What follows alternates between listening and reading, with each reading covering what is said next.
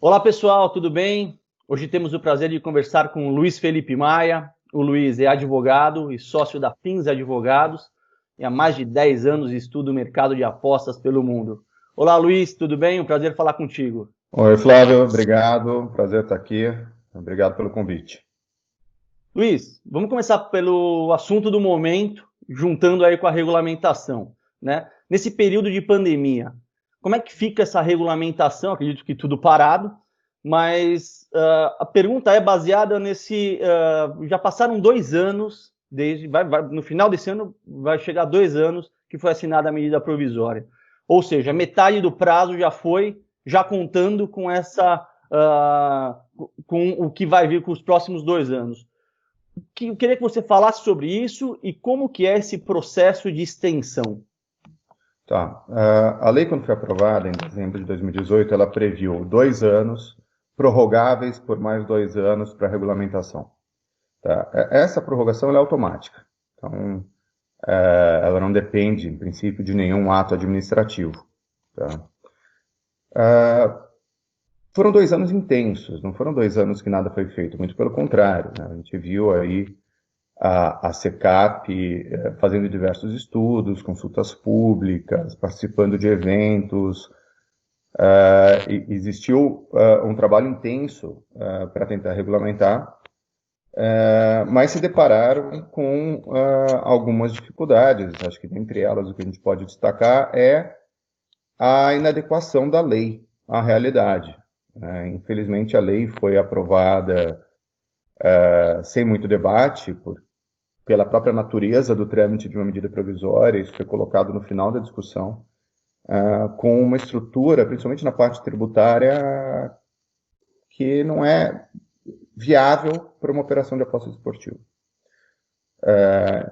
E mudar uma lei não é um procedimento fácil e não é algo que depende da SECAP, ou depende só do executivo. Então aí envolve legislativo, envolve conveniência política, envolve uma série de outros fatores que criam aí sim uma dificuldade maior e que justificam, mais do que justificam, o tempo que esse processo está levando. Tá? Eu acho que agora a Covid, claro, não ajuda, né? Não ajuda ninguém em nada, mas o Ministério da Economia continua trabalhando. Então, continua trabalhando em diversas frentes, inclusive na questão da regulamentação das apostas esportivas.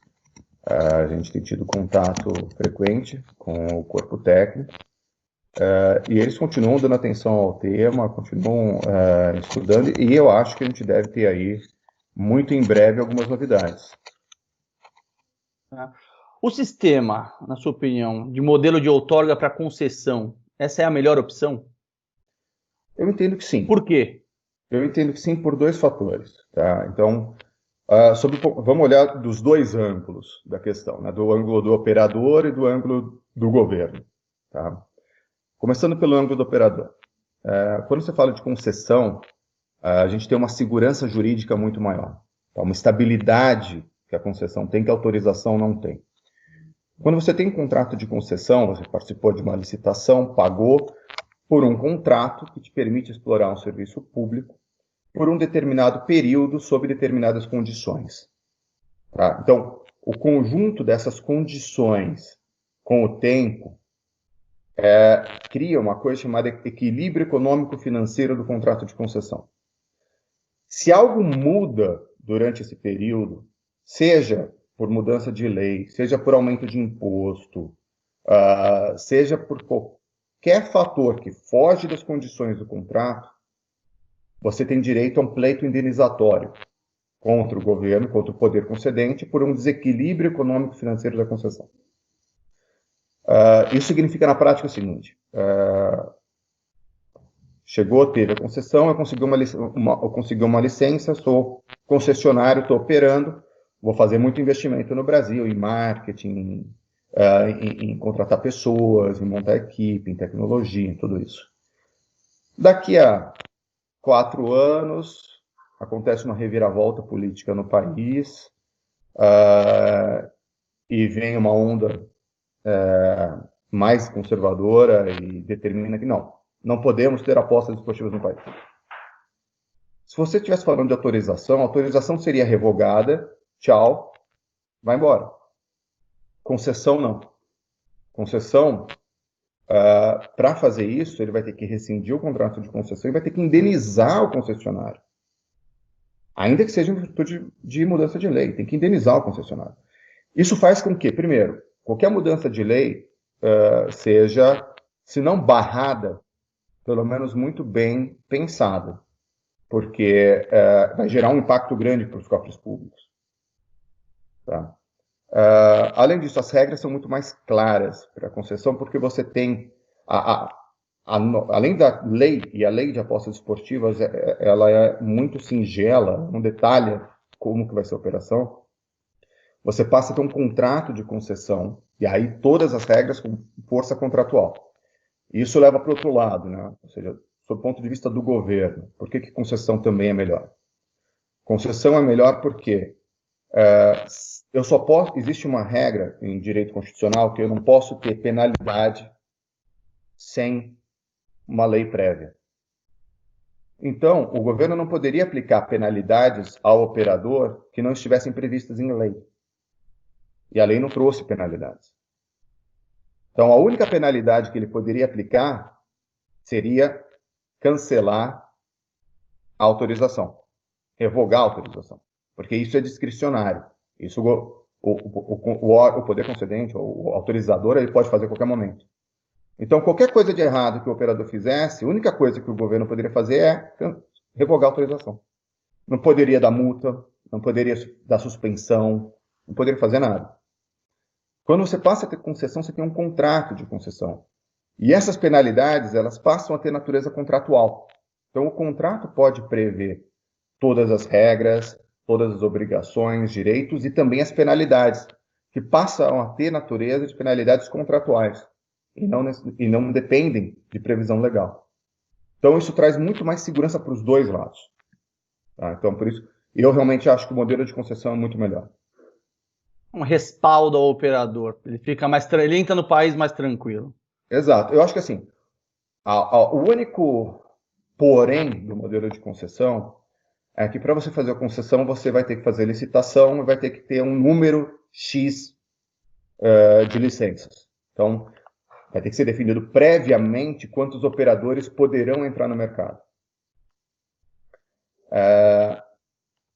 Isso exige do poder concedente um trabalho um pouco mais difícil, né, que é você estimar qual que é o número de operadores ideal para que dentro daquele mercado haja uma concorrência perfeita ou quase perfeita. Tá? Existem modelos econômicos que são utilizados para isso. Agora, todo modelo econômico depende, o resultado dele vai depender das premissas.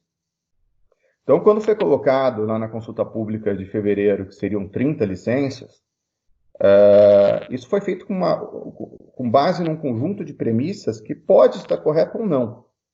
E agora, eu acho que a gente vai ter a oportunidade de finalmente discutir as premissas do modelo, e tendo em vista que o que a gente espera é que, como vai ser concessão, isso deve ser passado, deve entrar no PPI, né, que é o Programa de Privatizações. Indo para o PPI, isso vai para a mão do BNDES, para o BNDES fazer estudos e modelar a concessão.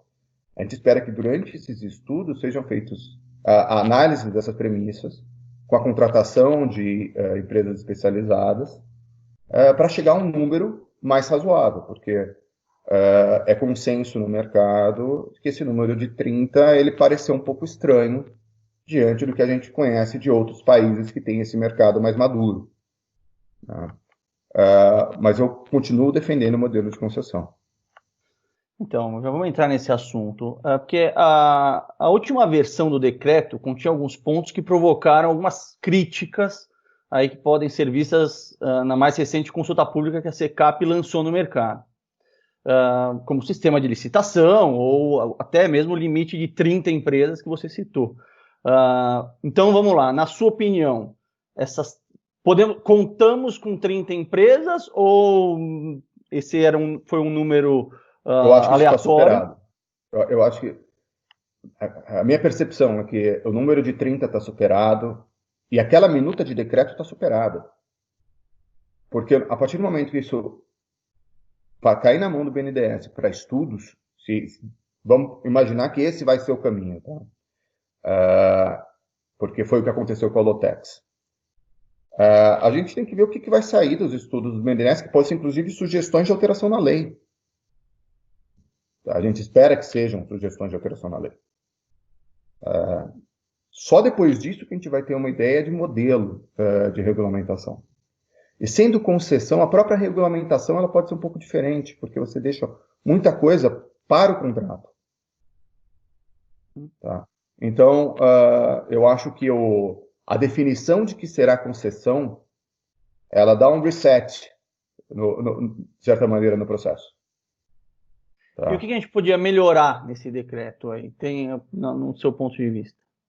Então, eu acho que a gente não tem que discutir o decreto. Eu acho que aquele decreto, ele simplesmente deixou de ter razão de ser. Porque, vamos lá, você vai passar para o BNDES vai fazer estudos, o BNDES vai propor alterações na lei. Qualquer definição do que precisa ter um decreto ou não vai depender do que será a lei, depois de alterada.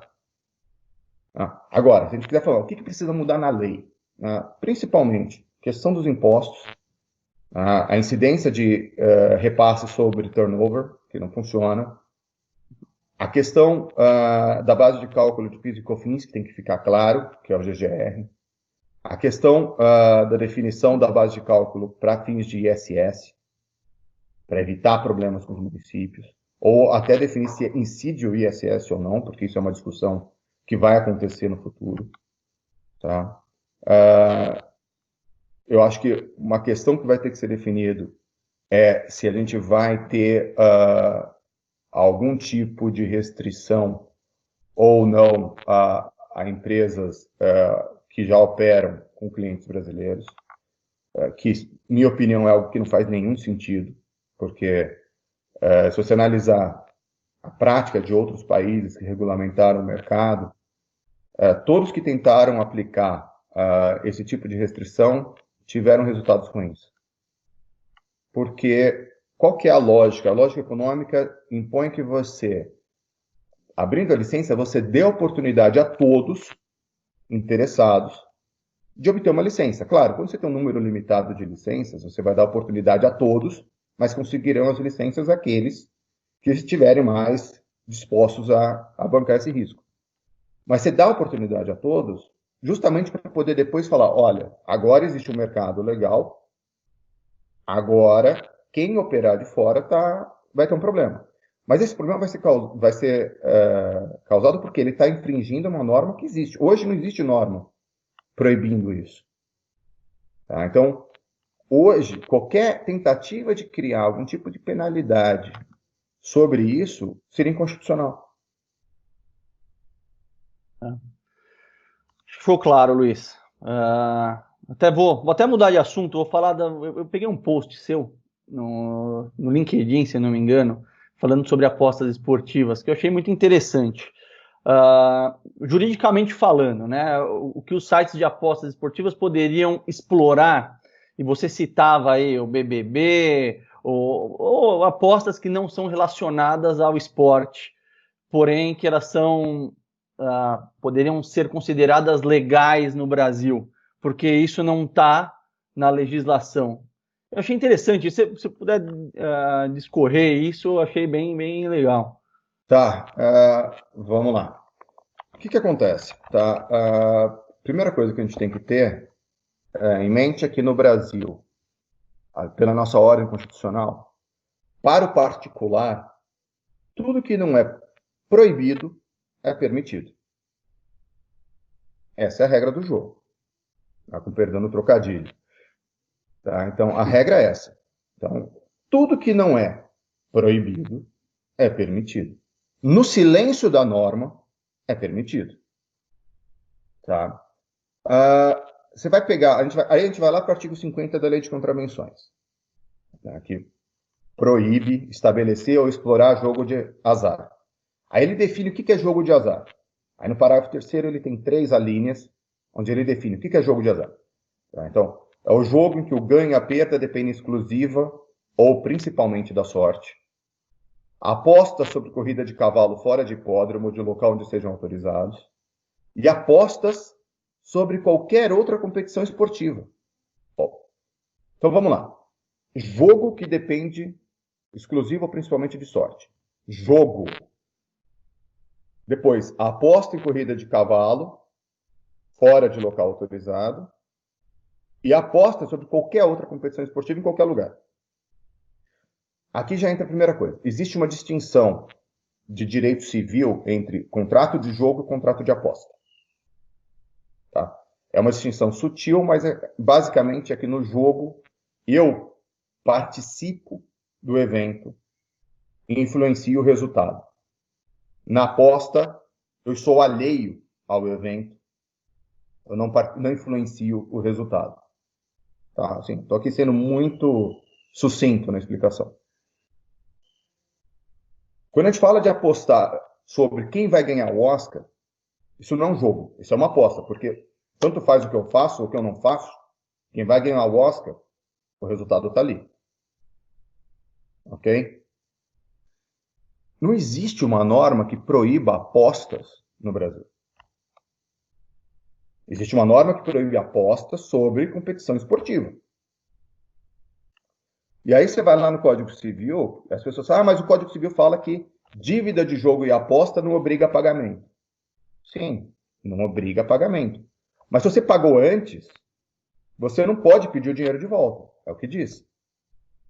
Qual que é a lógica? Como é que é o funcionamento dos sites de aposta? Você paga antes. Significa que se o site der crédito, ele não pode cobrar no futuro. Porque é dívida de aposta. Mas se o cliente pagou antes, aquele pagamento é lícito, é legal. Ele não constitui enriquecimento ilícito.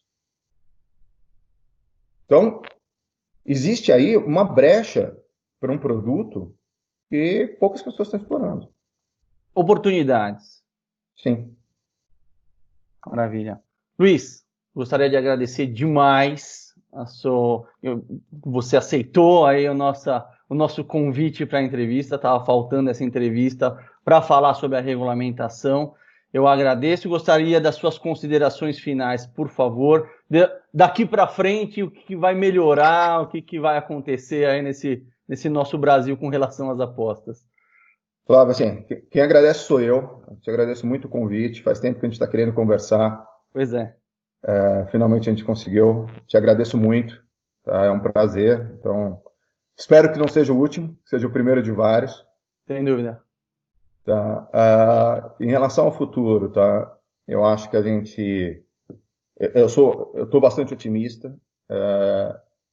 Eu vejo com bons olhos e com muita admiração o trabalho que está sendo conduzido hoje na SECAP, ali, somente pelo Valdir Marques e pela equipe dele. Sabe? A seriedade com que eles conduzem o assunto, a maneira como eles se relacionam com o mercado, sempre de uma forma muito aberta, muito respeitosa e, ao mesmo tempo, muito séria, sabe? Muito correta, muito digna. Eu vejo que eles estão comprometidos com isso, tá? Eu acho que a gente está vendo aí no mercado uma movimentação agora acerca de cassinos, então, inclusive sendo tema de pauta de reunião ministerial, o que é relevante. Eu acredito realmente que a gente deve ter uma mudança aí nos próximos anos desse perfil. Infelizmente, a velocidade com que essas coisas acontecem no Brasil não é a velocidade que a gente gostaria, mas eu não vejo retrocesso. Desde que eu entrei nessa indústria, já há mais de 10 anos, a gente vem caminhando a passos de tartaruga, mas vem caminhando. Então, que seja a passos de tartaruga, mas que seja como a tartaruga, né? Que quando vai, chega e dura 100 anos, 150 anos. Chega, né? Chega no objetivo. Exatamente. E ganha da lebre, no final das contas. Exatamente. Boa. Luiz, agradeço de novo em nome da iGaming Brasil E esperemos, nós estamos na torcida para que isso tudo acabe logo e que as coisas voltem ao normal o quanto antes, para que tudo, a aposta volte ao normal, para que o passe de tartaruga seja um pouquinho maior, e isso é o que nós esperamos. Agradeço de novo. Obrigado a todo mundo. Obrigado, Luiz. Obrigado. Um abraço. Abração. Tchau, tchau.